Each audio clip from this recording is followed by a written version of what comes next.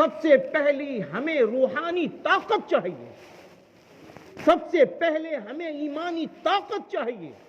سب سے پہلے ہمیں اخلاص والی طاقت چاہیے،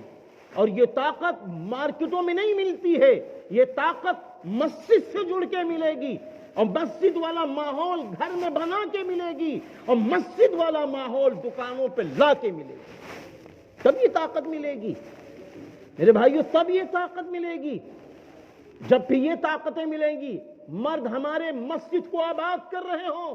عورتیں ہماری گھروں کو آباد کر رہی ہوں نماز پڑھ کے، میرے بھائیوں ہم اپنے سارے وجود کے ساتھ اللہ کے سامنے سجدہ ریز ہو جائیں، سارے وجود کے ساتھ ہمارا اندرونی وجود یہ بھی اللہ کے سامنے جھک رہا ہو، ہمارا ظاہری وجود یہ جو جسم ہے یہ بھی اللہ کے سامنے جھک رہا ہو، ہماری ظاہری ڈگریاں ڈاکٹر، انجینئر، پروفیسر، عالم، فاضل، اور اسی طرح ہمارا وہ مال جس مال کی بنیاد پر ہم امیر کہلاتے ہیں، وہ مال بھی ہمارے ساتھ اللہ کے سامنے جھک رہا ہو۔ جب سارے وجود کے ساتھ ہم اللہ کے سامنے جھکیں گے تب رتی بھر اللہ کی مدد آئے گی۔ ہاں، سب کو جھکانا ہوگا، خالی جسم کے جھکانے سے نہیں بننا ہے مسئلہ۔ جسم جھک گیا، اندر غرور نہیں جھکا اللہ کے سامنے، ارے بھئی اللہ سب سے بڑا ہے، اللہ بڑی طاقت والا ہے،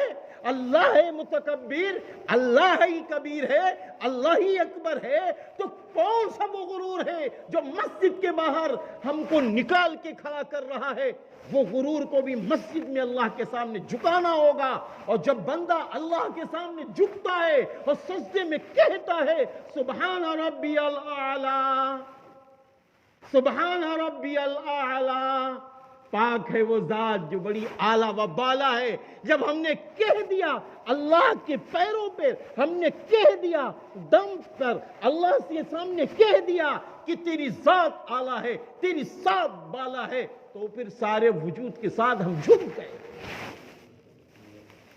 جب سارے وجود کے ساتھ جھکیں گے تب کہیں بچی بھر گھروں میں ایمان نظر آئے گا، ورنہ میرے بھائیوں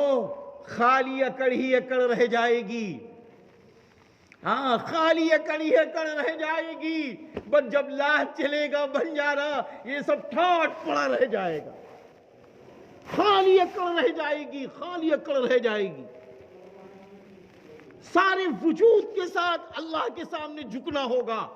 اگر علم کا نشہ ہے اس کو بھی اللہ کے سامنے جھکانا ہوگا، مال کا نشہ ہے اس کو بھی اللہ کے سامنے جھکانا ہوگا، اولادوں کا نشہ ہے اس کو بھی اللہ کے سامنے جھکانا ہوگا۔ جب ساری وجود کے ساتھ ہم 5 وقتہ نماز پڑھیں گے تب انشاءاللہ کچھ تبدیلی آئے گی۔